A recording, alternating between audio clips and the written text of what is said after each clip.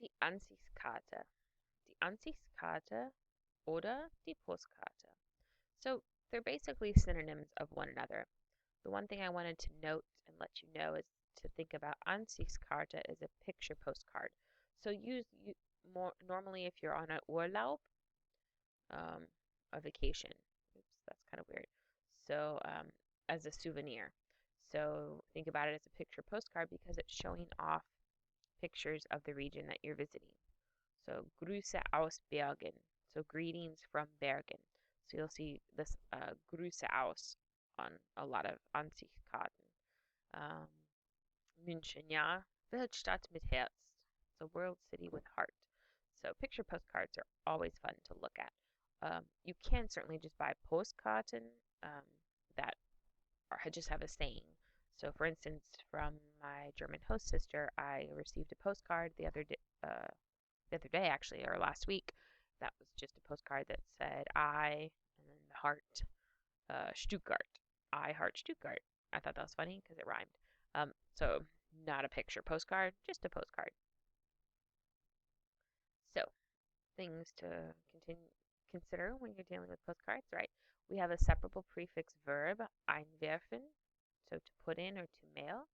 So you would say, ich werfe eine Ansichtskarte oder ich werfe eine Postkarte ein.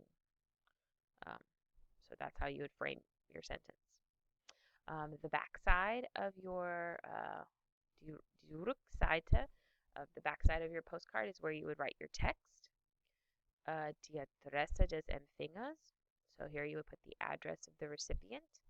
And then, of course, a nice little stamp up in the corner. So at the time of this video, a postcard from Germany to the US was a euro. But you're going to want to check that and certainly in reverse. So whatever country you're mailing from and to, you're going to want to look that up or ask the post office. In terms of continuing this idea of mailing, yeah. So die Briefmarke, der Briefkasten. So even though der Brief means letter, brief is part of a lot of other vocabulary dealing with this topic. So to mark the letter, even if it's not a letter, is your stamp. The Kasten, so where you put your letters, is the mailbox. Einwerfen is certainly to mail, but you could also say schicken, frankieren, to kind of go with stamp, if you will, would be another great verb to note.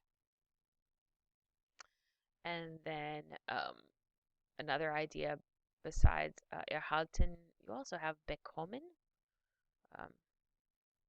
meaning to receive. Specifically, you might get a car, like eine Karte, but it's eine Einladung, so it could be an invitation. This, if you know the verb einladen, which is a separable prefix verb, means to invite. So it kind of makes sense of German and where words come from. Another fun thing to note about this word in particular, to kind of help you with grammar. Sorry about that. It crashed, so I had to restart. Okay. Back to einladen. So einladen was to invite, so Einladung. And I also mentioned bekommen for erhalten. One thing to kind of help with your grammar is also Any German, let me explain. Any German verb that now has become a noun. So einladen is the verb. Einladung is now the noun. Is always going to be die. So that's going to help you too. So if it ends in ung, or ung, that's going to be feminine. So bekommen or erhalten,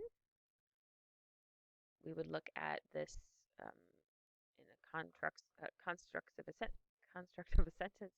Erhält eine Einladung.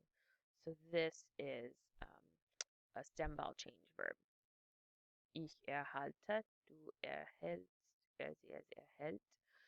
And remember that is an inseparable prefix verb, so you can't chop it off and put it at the end of a sentence. So inseparable prefix.